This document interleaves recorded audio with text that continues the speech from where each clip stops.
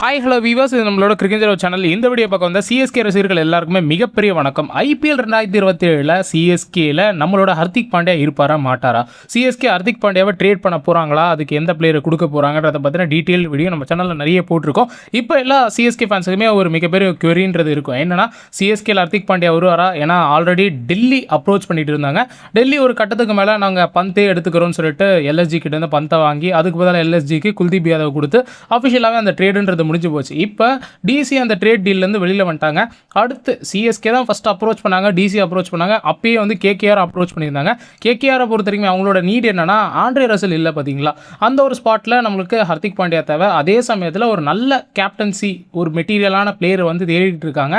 அவங்களுக்கு பார்த்தீங்கன்னா foreign players இது வரலாம் பார்த்தீங்கன்னா செட் ஆனது கிடையாது. இந்தியன் பிளேயர்ஸுக்கு தான் போயிருக்காங்க. நீங்கள் ஹிஸ்டாரிக்கலாக பார்த்தீங்கன்னா கௌதம் கம்பீர் இருந்திருக்காங்க, இப்போ ரஹானே இருந்திருக்காங்க.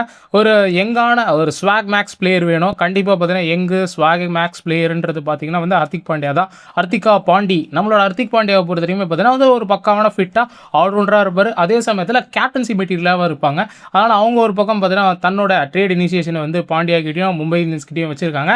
அண்ட் அதுக்கு பதிலாக இப்போ மும்பை இந்தியன்ஸ் ரொம்பவே வந்து ஆர்வம் காட்டிட்டு இருந்தாங்க. போன வாரம் வரல என்னன்னா, ராஜஸ்தான் ராயல்ஸுக்கு ஹர்திக் பாண்டியாவை அனுப்பிட்டு நம்மளோட எஸ்எஸ்வி ஜெய்ஸ்வாலை வாங்கினா என்ன, மும்பைக்கர் தான் வேணும் அப்படின்னு சொல்லிட்டு மும்பை இந்தியன்ஸ் ஒத்த காலில் இருந்தாங்க சிஎஸ்கே கிட்ட. அதாவது சிஎஸ்கேக்கும் எம்ஐக்குமான அந்த ஒரு ட்ரேட் இனிஷியேஷன் போகும்போது என்ன ஒரு விஷயம் பார்த்தீங்கன்னா வந்து மும்பை இந்தியன்ஸ் கிட்டேருந்து முதல்ல வைக்கப்பட்டதுன்னா, அதாவது நாங்கள் உங்கள் டீம்லேருந்து ஒரு பேட்ஸ்மேன் எதிர்பார்க்குறோம்னு சொன்னாங்க ஹர்திக் பாண்டியாவுக்கு பதிலாக. ஸோ பேட்ஸ்மேனு வரும்போது யாரை கேட்குறீங்கன்னு பார்க்கும்போது ருத்ராஜெல்லாம் கேட்கல, அந்தளவுக்குலாம் எந்த டீமும் மட்டமாக கேட்க மாட்டாங்க.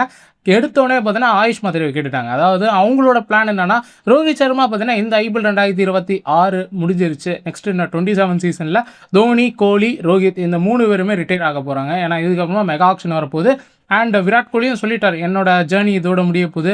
அண்ட் மும்பை இந்தியன்ஸ் கண்டிப்பாக பார்த்தீங்கன்னா ரோஹித் சர்மாவை ரீட்டைன் பண்ண மாட்டாங்க.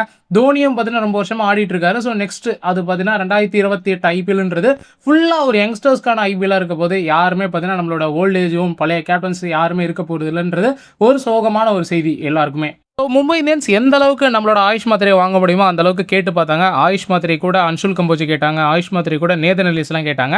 நேதன் எல்லிஸ் நீங்கள் கொடுக்குறீங்கன்ற பட்சத்தில் வில் ஜாக்ஸ் நாங்கள் தரோன்ற மாதிரிலாம் வந்து ட்ரேட் வச்சுருந்தாங்க. உடனே சிஎஸ்கே என்னன்னா, ஆயுஷ் மாத்திரையை சிஎஸ்கே ஒரு ஃபியூச்சராக பார்த்துட்டு இருக்காங்க. இப்போ கூட பார்த்துருப்பீங்க ஆயுஷ் மாத்திரை நம்மளோட விராட் கோலி கூடலாம் ஃபோட்டோ வந்தது. என்னதான் இருந்தாலுமே ஆயுஷ் மாத்திரை எந்த டீமுக்கும் போக விட்டதே கிடையாது. ஏன் ரோஹித் சர்மா கூட ஆயுஷ் மாத்திரை கிட்ட பேசியிருந்தாங்க நடுவில் ஐபிஎல் அப்போயும் சரி, ஐபிஎல் முடிஞ்சதுக்கப்புறமும் சரி. ரோஹித் சர்மாவோட ஃபேன் தான், அதனால் எம்ஐக்கு இழுத்து போட்டு சொல்லிட்டு பார்த்தாங்க. மும்பைக்கர் வேற.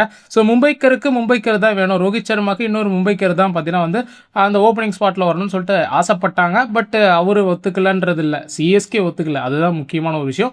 சரி, அந்த ஒரு ட்ரேட் ஒரு பக்கம் அந்த இனிஷியேஷன் சிஎஸ்கே சைட்லேருந்து இருக்கு. சிஎஸ்கே அதுக்கு பதிலாக என்ன பண்ணலான்னு இருந்தாங்கன்னா, சிவம் டூபேவையும் அன்சுல் கம்போஜையும் தரோன்னு சொல்லியிருந்தாங்க. சிவம் டூபே அகைன் ஒரு ஃபாரின் ஃபாஸ்ட் பவுலர் நம்மளோட நேதன் எல்லிஸ் கூட வந்து சிஎஸ்கே ட்ரை பண்ணாங்க. மும்பை இந்தியன்ஸ் ஒரு விஷயத்தில் தெளிவாக இருந்தாங்க, என்னதான் இருந்தாலுமே எங்களுக்கு ஒரு ஓப்பனிங் பேட்டர் வேணும் அப்படின்னு பார்க்கும்போது உர்வில் பட்டேல் எடுத்துக்கங்க அப்படின்னு சொல்லிட்டு சிஎஸ்கே கேட்டாங்க. உர்வில் பட்டேல்லாம் இல்லைப்பா, எங்களுக்கு ஆயுஷ் மாத்திரை வேணும் அப்படின்ற மாதிரி கேட்டாங்க.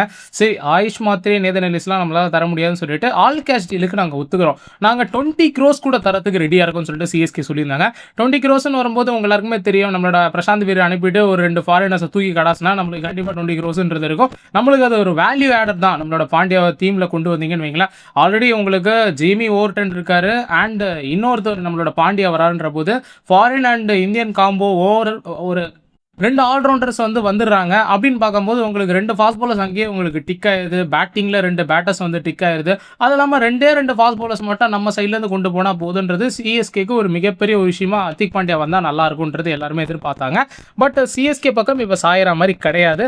சரி, ராஜஸ்தான் பக்கம் தான் போகிறாரு ஹர்திக் பாண்டியா அப்படின்னு பார்க்கும்போது எஸ்எஸ்வி ஜெய்ஸ்வால் அதே ஒரு மும்பைக்கர் தானே. ஸோ எஸ்எஸ்வி ஜெய்ஸ்வாலை வாங்கிக்கிட்டு நம்மளோட ஹர்திக் பாண்டியா வந்து நம்மளோட இதுக்கு கொடுத்துருவாங்க ராஜஸ்தான் ராயல்ஸுக்குன்னு சொல்லிட்டு எதிர்பார்க்கும்போது அதுக்கும் வந்து ஒத்துக்கல. இப்போதைக்கு கேகேஆர் கிட்ட இருக்கிற ஒரு ஆப்ஷன் என்னன்னா, நாங்கள் ஹர்திக் பாண்டியா வாங்குறதுக்கு ரெடியாக இருக்கோம்.